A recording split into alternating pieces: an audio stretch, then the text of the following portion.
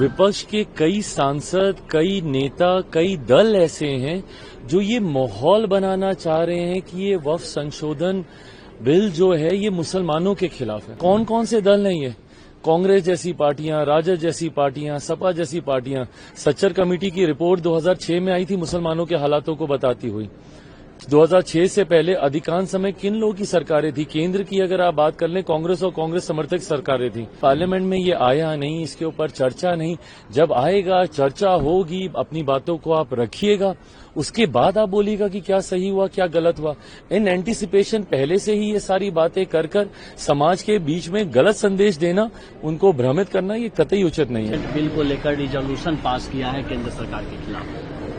मेरी समझ के परे है। आपके सदस्य उस समिति में मौजूद हैं, जेपीसी में मौजूद हैं। जितनी बातें आपको रखनी थी, मौका सबको दिया गया। उसके बाद भी इस तरीके का माहौल बनाना, मतलब सोची समझी रणनीति के तहत विपक्ष के कई सांसद, कई नेता, कई दल ऐसे हैं जो ये माहौल बनाना चाह रहे हैं कि ये वक्फ संशोधन बिल जो है ये मुसलमानों के खिलाफ है।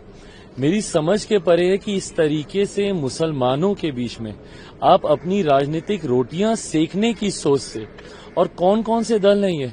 कांग्रेस जैसी पार्टियां, राजद जैसी पार्टियां, सपा जैसी पार्टियां। सच्चर कमेटी की रिपोर्ट 2006 में आई थी मुसलमानों के हालातों को बताती हुई। 2006 से पहले अधिकांश समय किन लोगों की सरकारें थी? केंद्र की अगर आप बात कर लें, कांग्रेस और कांग्रेस समर्थक सरकारें थी। मैं अगर अपने राज्य बिहार की बात करूं तो 15 साल तक लगातार राजद की सरकार थी।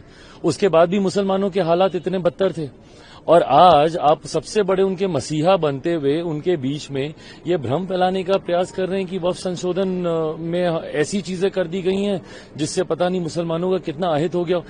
इस सरकार की सोच है कि एक गरीब मुसलमान को भी, मुसलमानों में भी ऐसे वर्ग से आने वाले लोग जो अभी भी मुख्य धारा के साथ नहीं जुड़े हुए, सबको बराबरी का हक मिले। जितने संशोधन है उस सोच के साथ किए जा रहे हैं, और बिना मतलब अभी तक पार्लियामेंट में ये आया नहीं, इसके ऊपर चर्चा नहीं। जब आएगा, चर्चा होगी, अपनी बातों को आप रखिएगा, उसके बाद आप बोलिएगा कि क्या सही हुआ, क्या गलत हुआ।